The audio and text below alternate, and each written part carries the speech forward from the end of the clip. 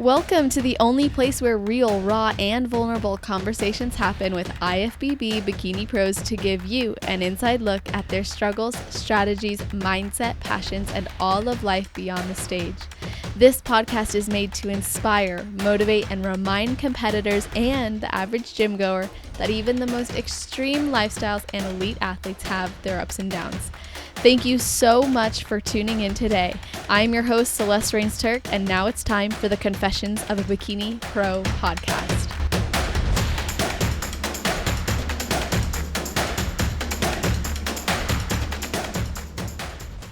All right, guys, it is time for the second episode of the Where Are They Now series. We are bringing back a super special guest. This woman, I just align with her so much. I've always appreciated her. And our first episode together, we were going on about philosophy, gut health, all sorts of different things. So I'm always going to make sure I link the original, or I guess I should say the first episode with these guests in the show notes page. So make sure you check that out. But we are welcoming back Kate Abate. She is a crisis counselor, transformation consultant, registered yoga teacher, certified personal trainer, and a master's student of gerontology, which is awesome, considering we did talk about your passion for this group of people when you first came on, which is just amazing to see that cultivation. And with this degree, this combines biology, sociology, neuroscience, and the psychology aspects of aging. So really excited to have you on, Kate. How have you been?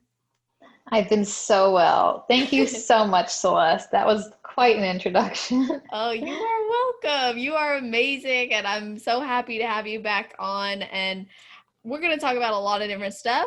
I'm going to go like kind of surface level first, just to give people a little inside scoop to you as a competitor. And then we'll move forward into the things that we get really, really excited about too. So you haven't been actively competing for some time now. What have you been focused on, and how has it been to be stepping away from the stage for a little bit, or maybe even the future? I don't know what your plans are.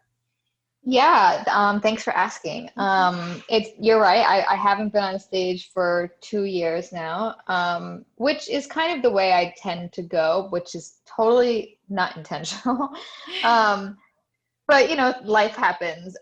So I ended up, as you mentioned, I'm in my master's program. And so I had, as I tend to do, I had some injuries and some illness stuff, and competing was not at the top of the list. It's always at the top of like the wish list, because I actually love competing, and it's not super hard on my body. I can compete in good health, but I need good health to compete, too. Yes.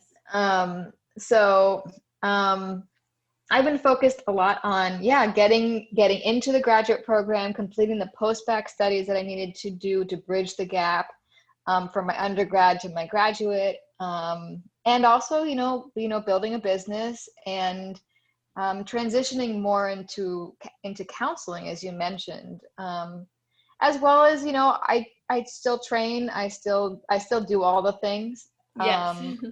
So it's more a matter of, when the insides align, then we go.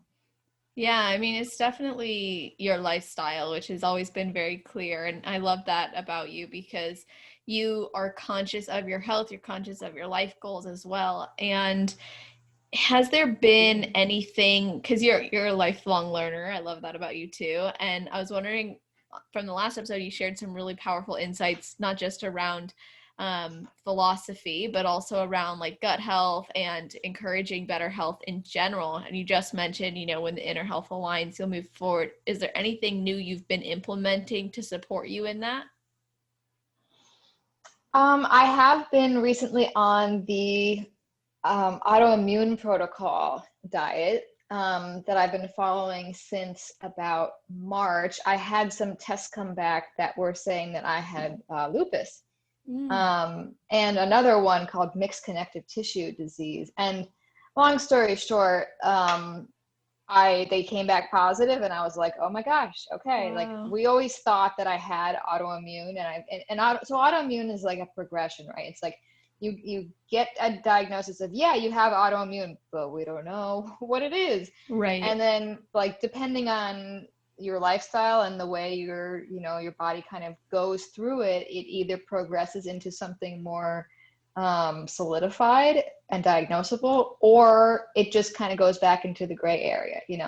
Autoimmune is not a life sentence, so you can reverse autoimmune and you can treat it and you can manage it.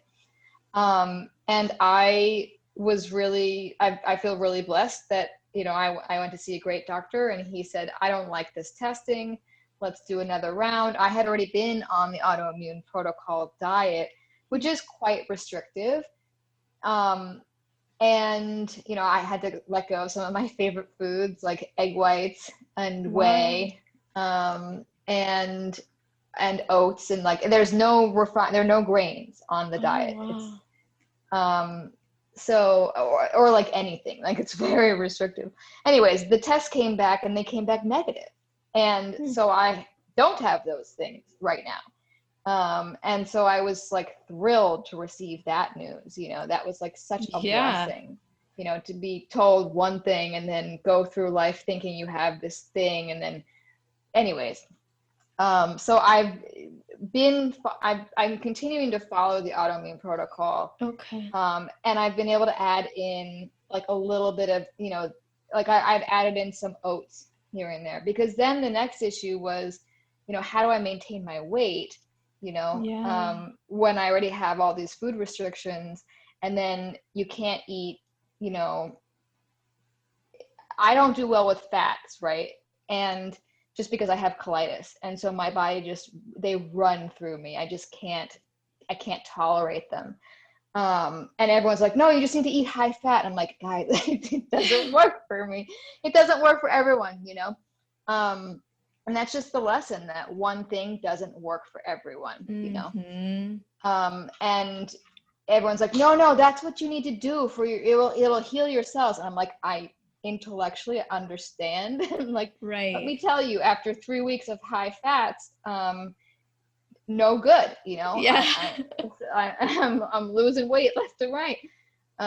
So I'm now at a point where I'm clear of that, which is fantastic. And so I'm now trying to rebuild my body mindfully and regain some healthy weight and muscle, ultimately to return to the stage, but more for my longevity.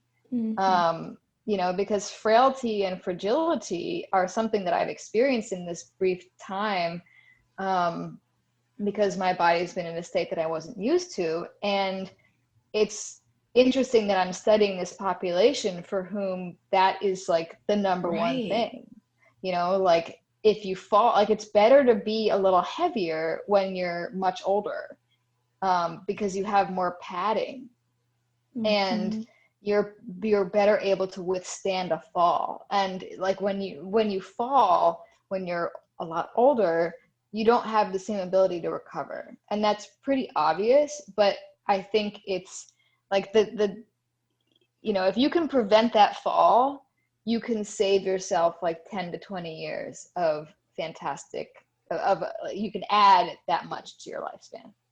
um, Yes. so that's really the importance of strength and muscularity that I'm looking at from like a longer perspective of like, whoa, this was a wake up call, that like, I would like try to go for a run and like my joints would hurt. And Mm-hmm. um, I also was told by the same doctor that I have a different kind of body, and I have something called hypermobility.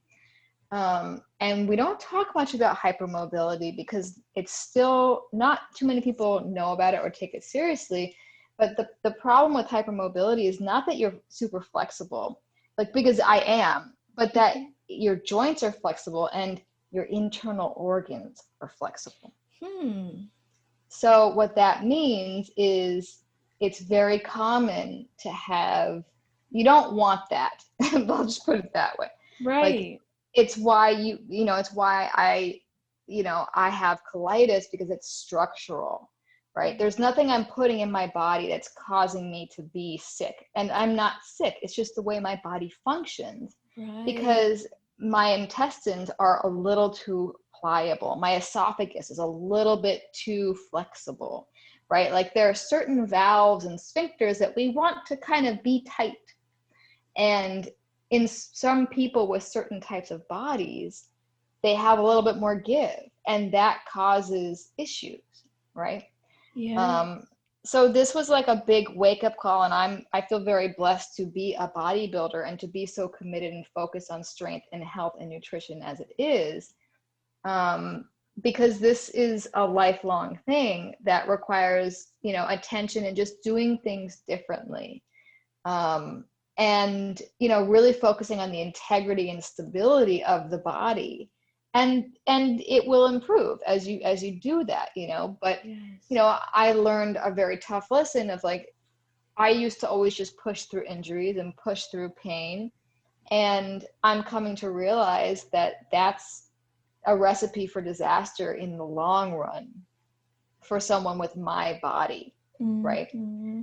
So it's more just, it's something that I'm interested in kind of providing awareness about, because it's so it's not taken seriously by the profession, by a lot of professions. And it should be, because it causes internal issues that, you know, anyways, that's something that I've been exploring. I love that. I really Yeah. actually appreciate you sharing that, because as I hear you talking about it, my mind is going a million different directions. I'm like, oh my gosh. First of all, I love how you reframed it from this is how my body, like from, oh, this is a problem, it's an issue, to this is how my body functions. And then you talked about honoring the integrity of your body, creating the stability and strength necessary. So that shows that you're taking active steps to respect and love your body for how she is, how she's developed, and what her actual needs are, and recognizing maybe past ways that didn't support her. And I think that that's really, really cool. You also Thank said, you. you're welcome, of course. And you said something else that I was like, oh my gosh, I bet you might have something to add to this. But, when you immerse yourself in psychology, and you're really passionate about it, and you like to explore different topics usually. And when you mentioned the fact about how when you're older, it's better to be heavier to protect from falls, of course, not at the sacrifice of your strength and your balance and everything else necessary to prevent falls, right? Not just prepared to fall and survive it. But interestingly, like with body image, it also changes over time. And I think Yeah. our body is built to literally, our body and our brain both, I believe, really do adapt based on our needs at that point in our life, which is shown in lifespan. But anyway, I was thinking when you said that, I was like, oh my gosh, our mind is also wired to change as we get older, based on our needs as an older individual, as an older adult, based Oh, on, no question. so it's like, yeah, a woman might go her whole life dieting and trying to fit this mold, and then suddenly things start to change biologically, and then socially things change, where there's different need for connection. It's not the same as it was. And then you consider like the biology of the actual body, and then body image comes into play. And so I'm just like connecting all the dots and thinking, this is so amazing how our Oh, there's a bodies, lot there. I mean, that's right? why I'm so fascinated by what I'm studying. And Of everyone's like, oh, course. why are you studying old people? I'm like, well, first of all, we're all old people. Like, there's a saying that, like, when you're born, you should have a pediatrician and a gerontologist. Because Mm. as soon as you're a day old, you're aging. Like, that's just what it is. We just have this weird stigma attached to aging. It's just growing, it's just developing. Like, Yes. we need to like cut back this anti-aging, like this is very derogatory and insulting. And it's just a different type of language. There's a lot of linguistic reframe, right? So this is where my like philosophy Yes. comes in. But it's a very heavy in psychology as well, that it's like it's the way we view this process and the way we look at it as an illness and like a devastation, when the fact of the matter is that mental health among older adults is better than it is for It those who are in their is. 20s and 30s. People are happier when they're in their 60s, 70s, 80s than they are in their 20s and 30s and even 40s. And that surprises a lot of people, where they're like, God, I'll just kill myself. I can't. And I'm sorry to vocalize that, but that's It's true. a widely held perspective that people have about getting older. And it's actually has no basis in reality. Like of course we feel that way because we know nothing. That's how old we are. Like Exactly. we don't know enough to know Yes. that the benefits, like have you ever seen an 80-year-old scratching their head, like freaked out and like really stressed out about something? No, my grandpa says whatever he wants, whatever That's what he I'm wants. saying. Like they're able to let go of a lot of stuff that Yep, we can't. exactly. And there are a Exactly. lot of benefits to aging, and it should be something that we're embracing. I just wanted to like touch back one thing, just to go back. Absolutely. Please. Another thing with the hypermobility is that there's a very interesting correlation between mental health and hypermobility. Mhm. And people who are hypermobile, because there's a good chance that a lot of the people who will tune into this podcast, not a lot, but that some of them are hypermobile and just may not know that. And there's a very easy like test you can do to figure out if you are or not. And again, it's just a body type. It's not an illness, okay? Like there's nothing wrong with you. Going back to And the linguistics. yeah, like it impacts some people more than others. But there's a very strong correlation between anxiety on a neurological level and those who are hypermobile, right? Because there's more flexibility in the ligaments, in the organs, in the nervous system.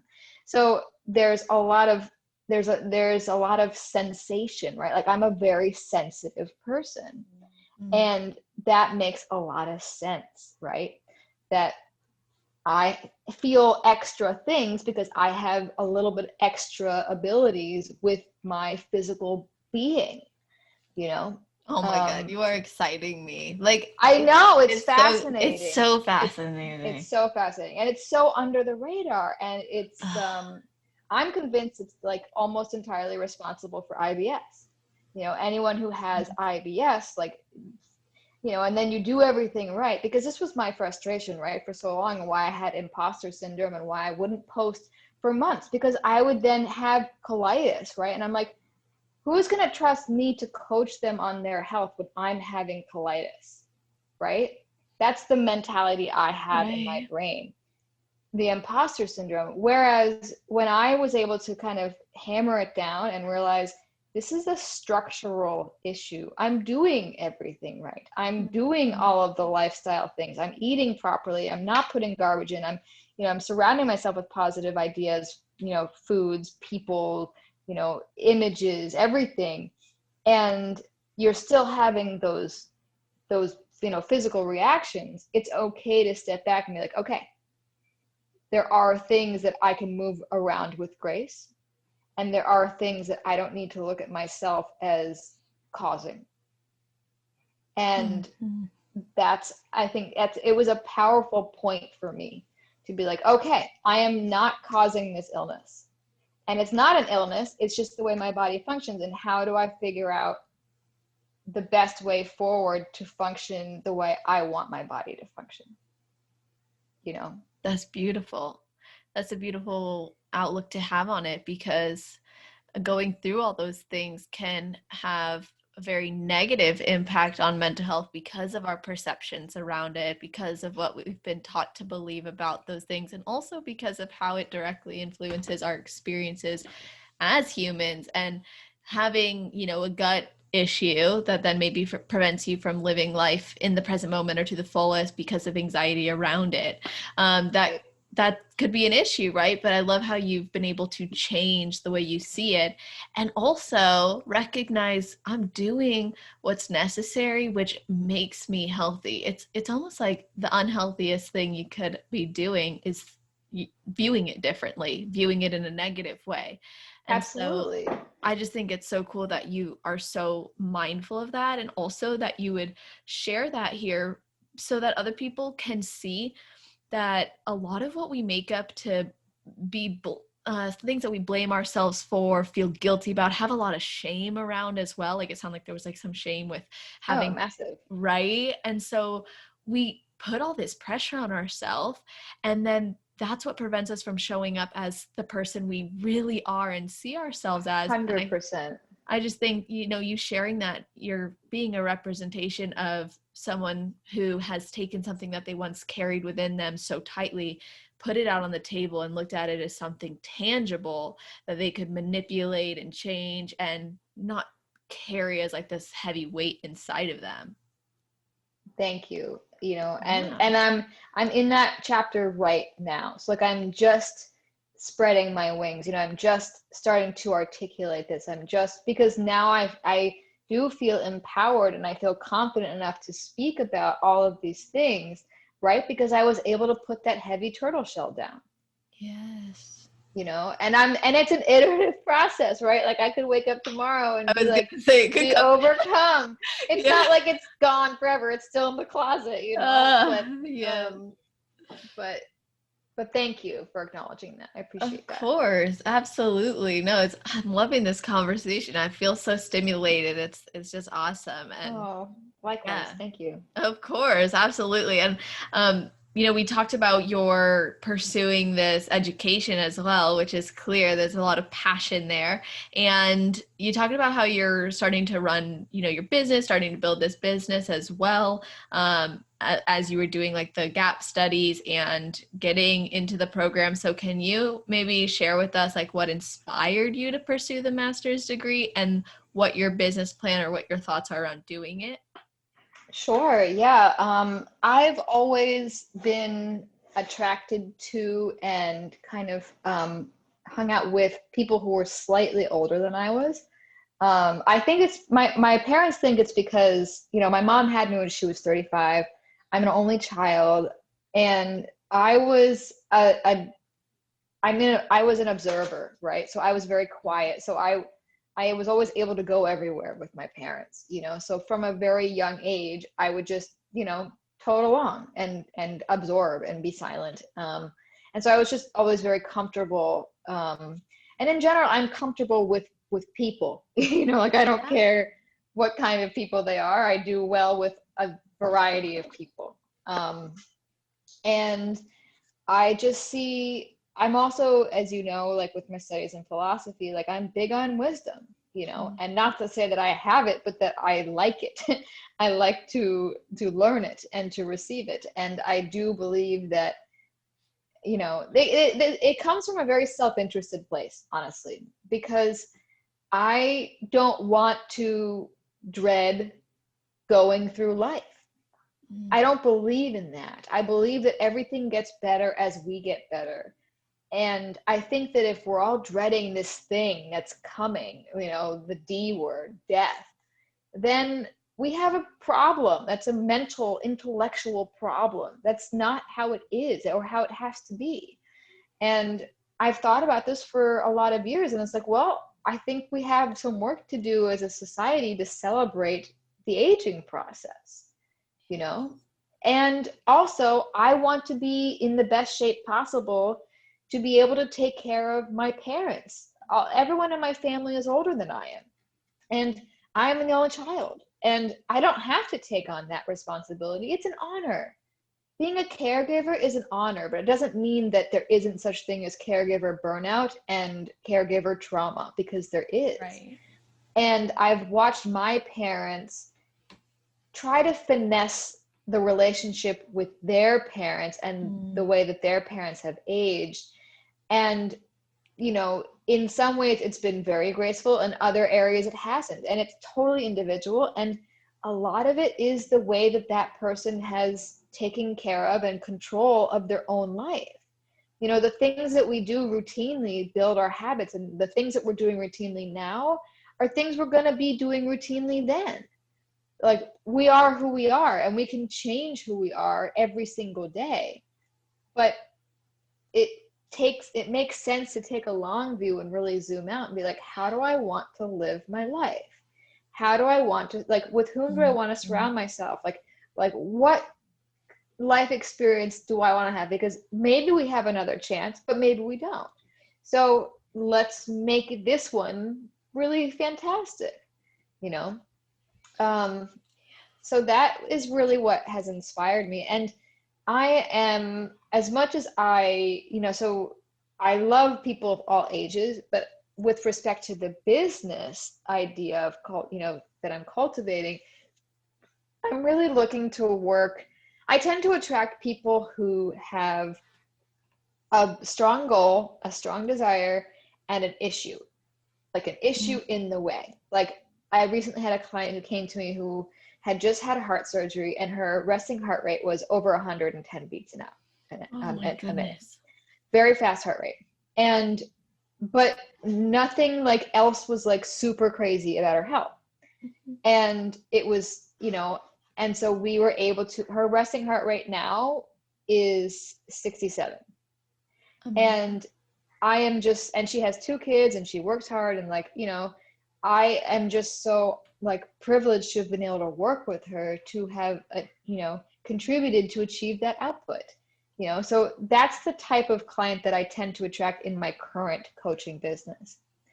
And so that's that's cool. I'm learning to embrace that. I'm not for everyone. That's okay. And with respect to the long vision, I'm looking to work with people before they get to the stage where it's dire. Yeah. Because this is, aging is a process, right? So we can take a lot of steps now that will give us the best health span, right? So in gerontology, we use the term health span instead of lifespan. And the idea is that we have something called compressed morbidity, which is a lot of people fear getting older because they think, oh, well, maybe I'll live to 90, but that means that starting at age 75, I'm going to start to be, really bad, and everything's going to hurt and my life's going to stink. We don't want that. Like, we don't want to live long not well. We want a long health span, which is the amount of time that you can spend living well, right? And compressed morbidity means ideally we're living till 115, 120, because people that are in this generation that are mindful of their bodies, there is a possibility that your longevity will be 130. And when you approach it with that mindset, when I heard that, I took like 2 weeks with that nugget, because I was like, wait a second. That adds a whole extra like quarter of my life that I hadn't even considered. And that like means, it just means so many different things for the way that our society is set up. Like, retiring at 65, are you kidding me? That is so not going to happen for people who are in our generation. And it's already not appropriate. Like, my parents are that age, and they're like as fit as I am, and there's no reason for them to be retiring at this age, except that we've been programmed to think that that's a requirement, What's funny is right when you said if the like people who are paying attention to their bodies now live to be 130, the first thing I thought was better be putting that retirement money away. But right? A big part of this is financial. Exactly. I was gonna say there's gotta be, aside from the anxiety that people build up around how am I gonna look and the things that we care about because we're in our 20s and 30s and 40s, etc., that don't actually matter in the future as much. But the financial aspect, the health and the mobility aspect are things that I think build up a lot of concern. And will I be able to play tennis? Will I be able to lift weights, whatever it might be? And so that's really what got me interested in this, was because I said to myself, ooh, okay, we got some planning to do, because we have 2 massive pandemics that I see, and one is obesity, and one is, well, it's not, the second one is not a pandemic, but it's just a massively aging population with a dwindling social support system. And this area needs a lot of help. Like, I have no problem telling everyone my secret goals, because we need more. Like, we need more people to get involved, because I forget the exact statistics, but there's some like incredible, like, there are more people today over the age of 65 than there are under the age of 5. And that's going to continue. Okay. So when you think about it that way, like, we're birthing fewer people and people are living longer, and they're not necessarily living better at the very end stage of life at this point, but by the time, let's say, our parents are in their 90s, they will be living better.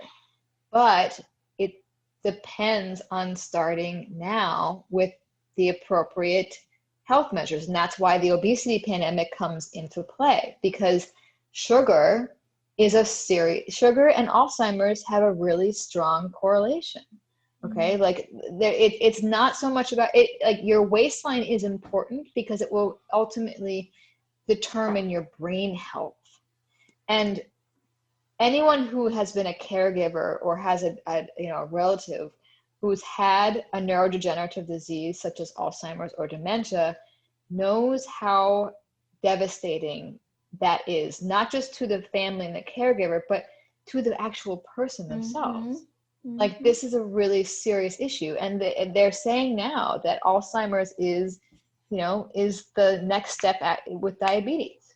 And there's again, as a scientist, I'm not going to say that one causes the other. Like, I'm not in no position to make a causative statement here, but there's a very strong correlation between obesity, high sugar intake, and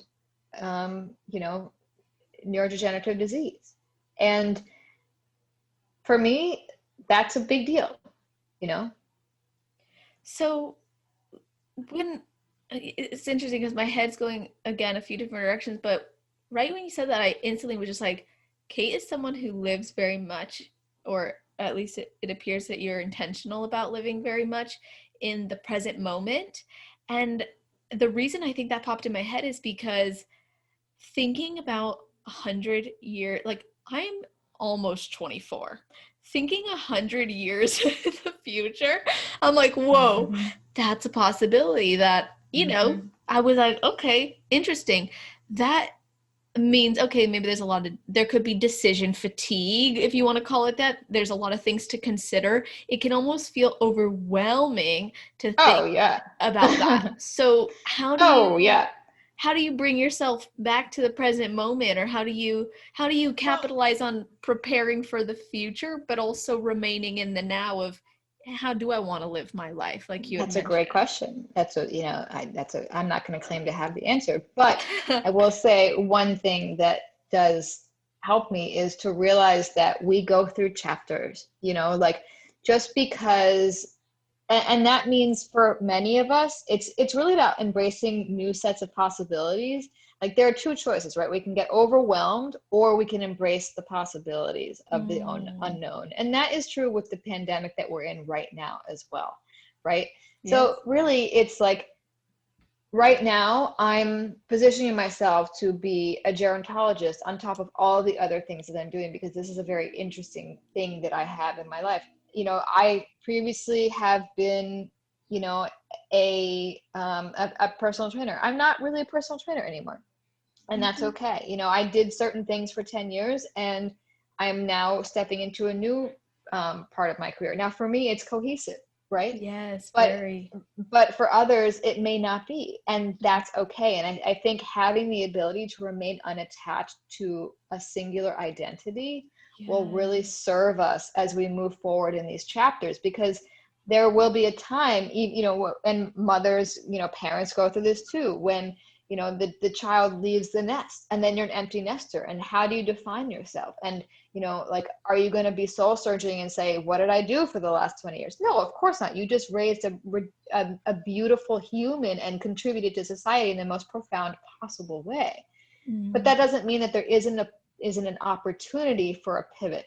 So with my practice moving forward, that's really what I'm looking to do, is I'm looking to help those who are making a pivot. And they may or may not be excited about the pivot that's coming. But the way the social system is set up, there are people who are not going to be able to have work. And it's not just the system, it's the stigma, right? Yes. Like a lot of people in their 60s are now being passed over for someone who's in their 30s in jobs they have honed expertise in for 3 decades. And it's just because we think of them as washed up that we think they now provide less value. And that couldn't be further from the truth. So it's more about I'm trying to provide a service to those who are looking to pivot, not only in their health span and their fitness and their wellness, but their well-being, right? And their financial well-being, and looking to embrace a new chapter and looking to embrace new skill sets, which will mean like, yeah, let's encourage our parents to use their phones. Like, it's really important that as we age, we are still connected with our technology, because if you fall down, you need to be able to know, I can call 911, I can use the phone, I can get a lift, I can get to the store, like I can do all the things that I need to do for myself, Yes. you know? Um, and there's just so much there. It would take like 17,000 hours of a podcast for us to even like Honestly, like I would be unpack. so down to do a marathon podcast with you because I'm also down. oh This my is, god, let's you know, plan for that. this topic has so many levels to it, and there's so many ideas that I have that, you mentioned overwhelm. Like, I have idea overwhelm, right? Because after Oh, every I single feel class, I'm like, oh my gosh, oh my gosh, and like what this same. means. So I just feel incredibly, honestly, thankful to have had the path that I've had, that has positioned me to have this interest right now, to be able to pivot in my own way. And really, it's more of like opening, right? I see this Yes. more like this is an expansion of my current career Yes. as a professional athlete and a professional human and a professional student and a professional coach, right? Is I'm looking Mhm. to, embrace a slightly different mindset, and modalities, right? So, Exactly. I honestly could not relate more. Like 100% on board with you with that. I feel the same exact way with the pursuit of me furthering my education as well. It wasn't so much I have to let go of this for it's like no, this is adding, it's expanding, it's absolutely. contributing, like it's going to make me better. And when you just mentioned too, like preparing or engaging older individuals in our life, immediately the word independence came to my mind because man, how empowering does it feel to be independent? And I think going back to the stigma conversation is people tend to believe, oh, old people must be really sad because they're hopeless and helpless and they don't have people and blah blah blah blah blah, their social circles dying, etc. But if we empower them to be independent and be able to do those things, I mean, i've had really I've had clients in their 80s when I was doing training in the gym, and they would tell me about all these amazing things they were doing. They were doing it all by themselves. They never felt like they didn't feel the way that a lot of, I think, popular media likes to portray older adults being. Exactly.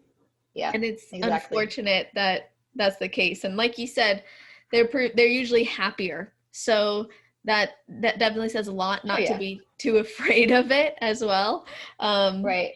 yeah, and I like how you said remaining unattached from a single identity. That is, I think that, well, I know from what I've seen and what I've experienced personally, that's shown up at multiple different stages of my life, where I've had to shed an old version of me that I was so committed to, but then started holding on to for the wrong reasons. And then it wasn't until I freed myself of that and allowed myself to explore all the amazing things that interest me that I could say, now I see the synergy. I see how they all come together. It is an expansion. And I love that word. And I was actually hoping I could ask you about your experience as a crisis counselor too. Do you mind me getting into that with Sure. you? Okay. Yeah. And just to be clear, it's not that I don't, I just like every other human, I struggle with that attachment and with the identity. So it's just Yes. something that I see that I'm like, okay, we need to, It's part of the that there, experience. it's part of the experience. But yeah, absolutely. With respect to the crisis counseling, it's something I got into, as I've spoken a little bit about before, because it was, I did experience sexual abuse in my early years, not with family at all. Um, and then also in my 20s, I did experience a good amount of sexual assault and rape and domestic violence.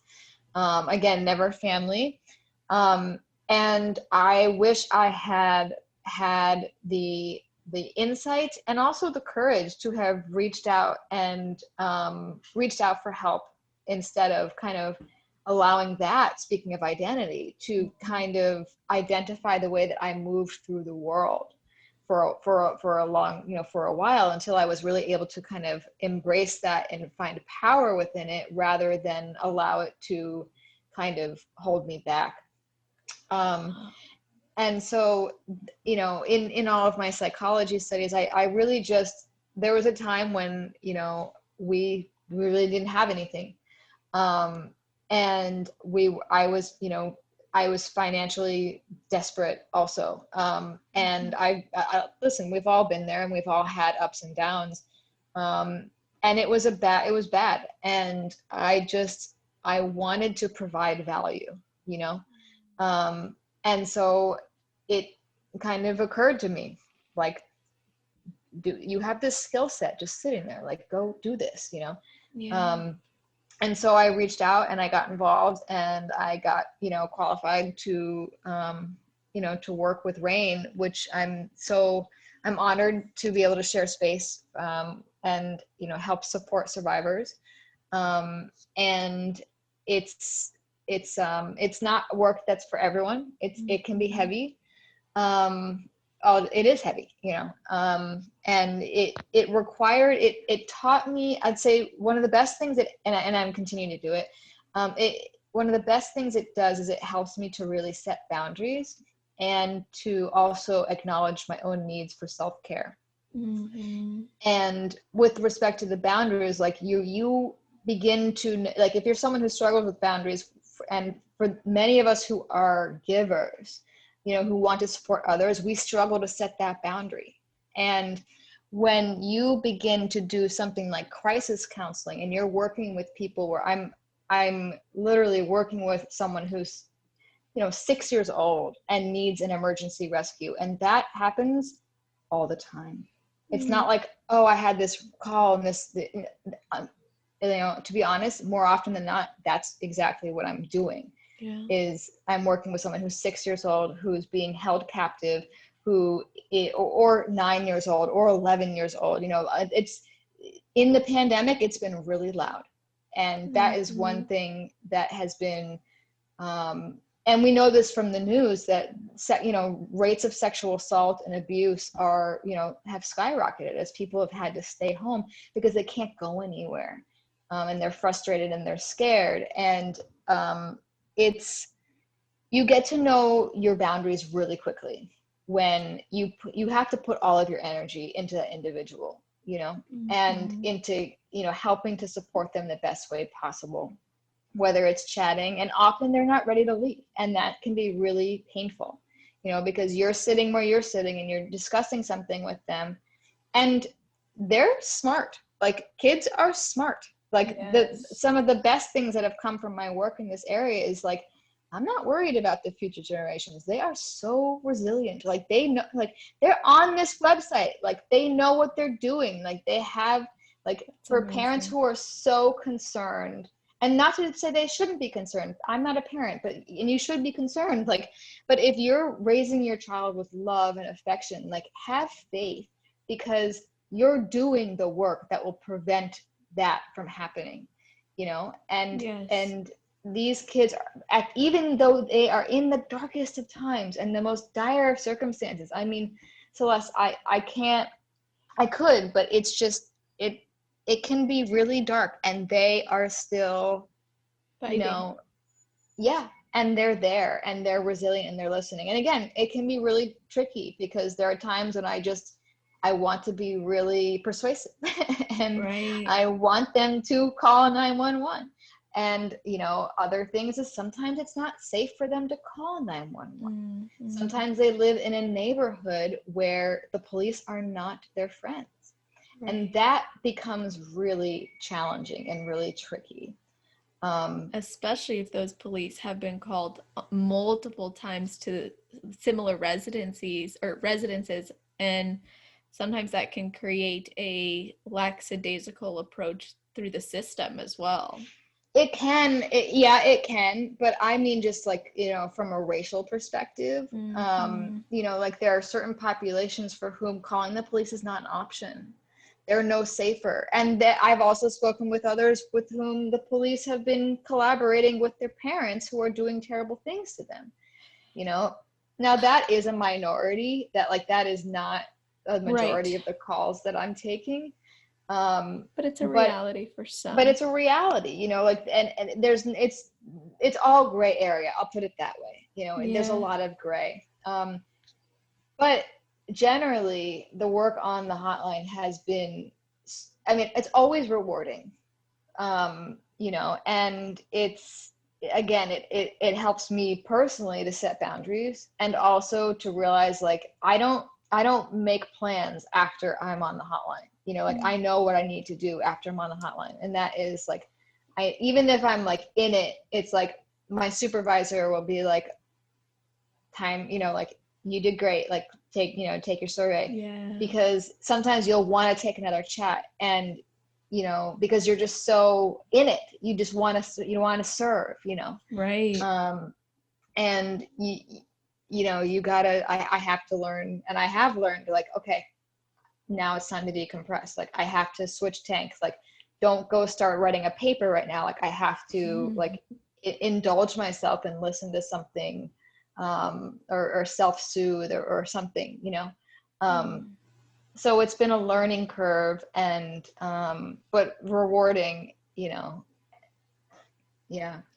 It's almost like you're it's almost like you're creating and encouraging this secure attachment with yourself that then allows you to support others in that role. Like when you are faced with a challenging situation, you're more prepared to do the best you can because you've taken time to set the boundary for yourself and to know what your needs are.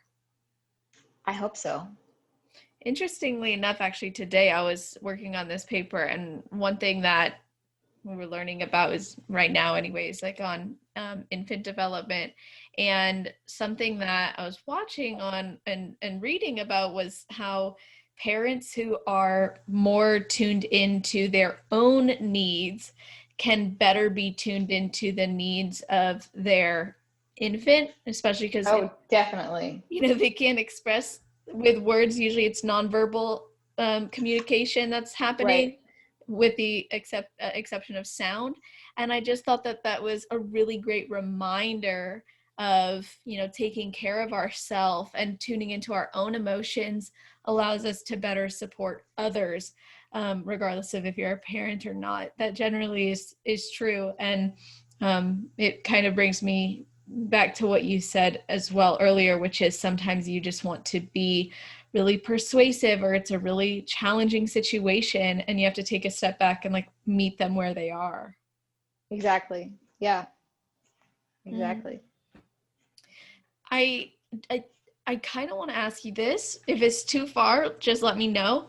But you said that the sexual assault and abuses have really skyrocketed since this pandemic, and um, knowing that and then seeing different things coming out about it, really, what do you think could be done differently so that we can start to mitigate that?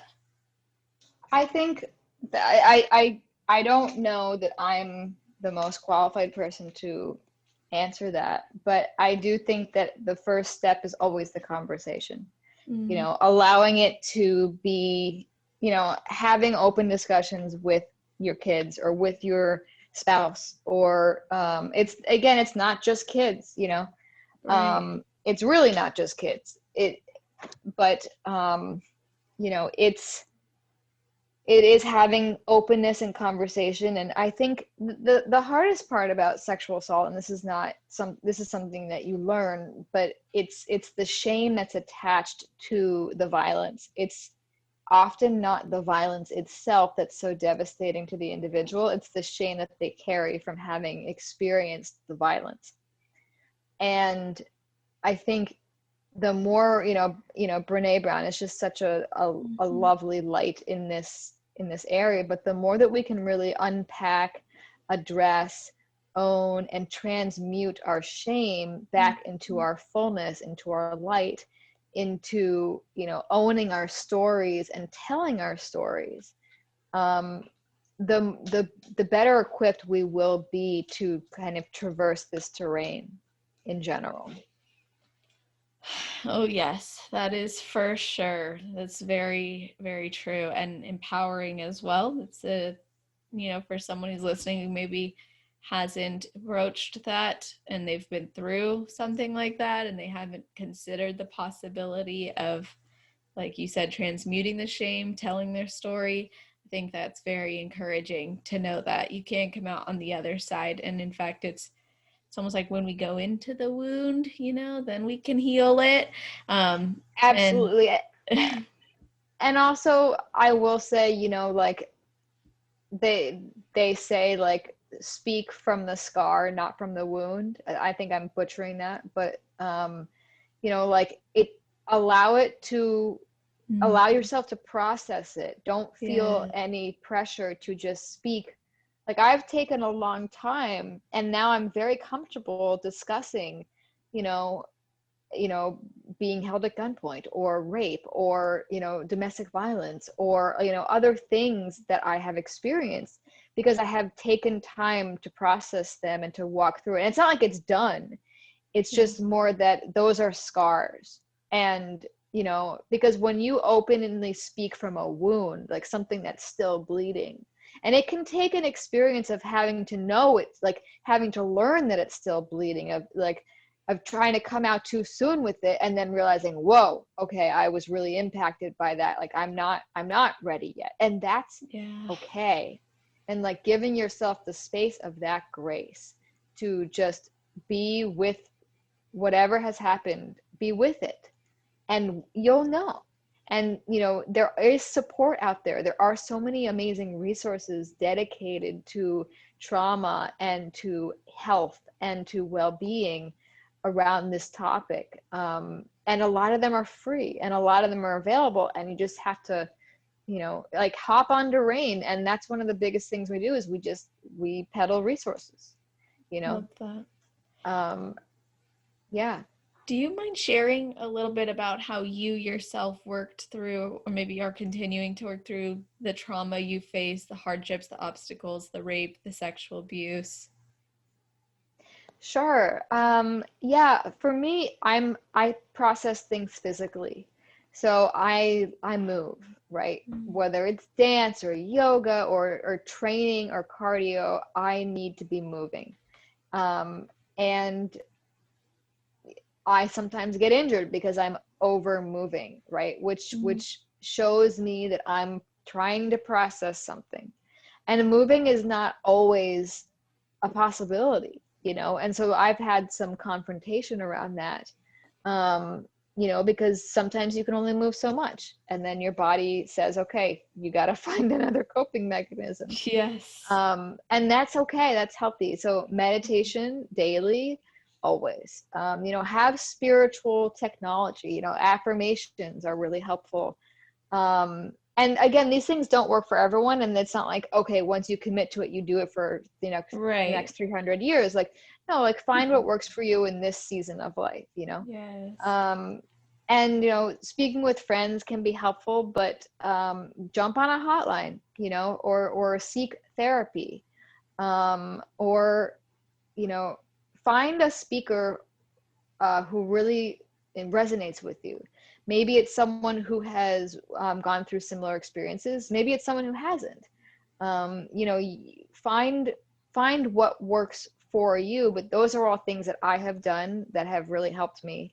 And the more that I can develop who I am, the easier it is for me to own myself and own my story and process the things I've gone through. Mm-hmm. I feel emotional. I don't know why. Just like everything we talked about, it's like emotional because it's like so important and it's so powerful and it's real. Like this is reality. We're actually here talking about it. This is something it matters. It matters. And I just appreciate you sharing your own experience as well, really scratching the surface of that and how you've addressed it and empowering and encouraging others that is okay to address it at their own pace and in the way that makes the most sense for them, and with the knowledge and understanding that there are resources available. So you can find them and you can use them, and there's people also out there willing to help you find them if you're not sure where to start, which I think is also important to know. And is there anything else you want to share, or maybe that we haven't touched on, or that you wish you expanded on a little more from what we've talked about?